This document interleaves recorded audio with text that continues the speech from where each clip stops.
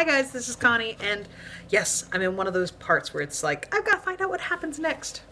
So here we are with Connie reads Max the Mighty, Chapter 24, Officer Friendly.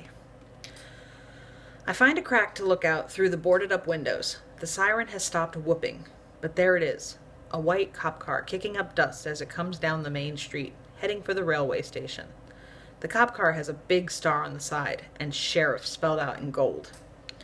Worm is looking out through the same crack, and she's not making a sound. She doesn't act scared exactly. She's like she's got a switch inside, and she just turns herself off somehow.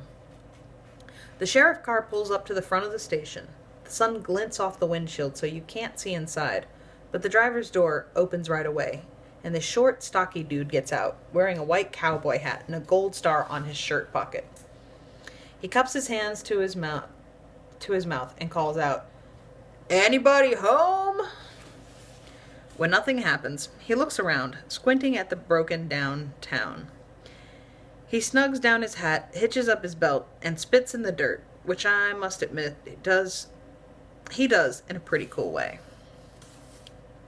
Then he kind of shrugs to himself and walks back to his cop car and opens the door like he's going to get inside and drive away. But he doesn't drive off. Not yet. He comes back out of the cruiser with this shiny metal thing in his hand. At first I think it's a gun, but then he holds it up to his mouth and clicks it on. Megaphone.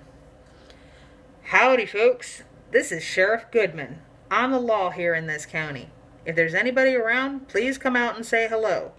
Nobody gets arrested, nothing like that. Just want to make sure you're okay." Guess we walk through the door.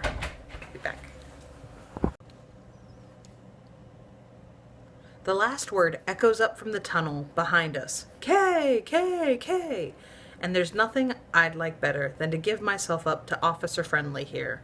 Let him figure out what to do about Worm. A dude who can spit so cool can probably figure out most anything, right? Wrong. Because my brain knows he's just acting friendly so he can get us to surrender. And then he'll lock me in jail and throw away the key and send Worm back to our rotten stepfather, because in real life, stuff never has a happy ending like it does on TV. I learned that a long time ago, and my brain won't let me forget it. You can tell Sheriff Goodman is listening hard, so me and Worm don't make a peep. We hardly breathe.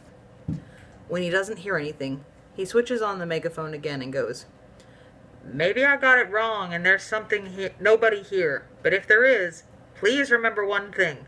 The old mining tunnels are very dangerous. Repeat, stay out of the tunnels."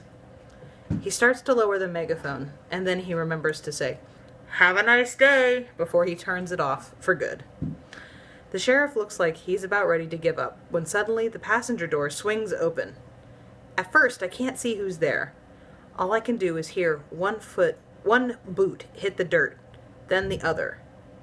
And then he's unfolding himself from inside the cop car and standing tall and thin and dark as a shadow. The Undertaker, come to get us. And that's the end of chapter 24. There are only 5 more chapters left.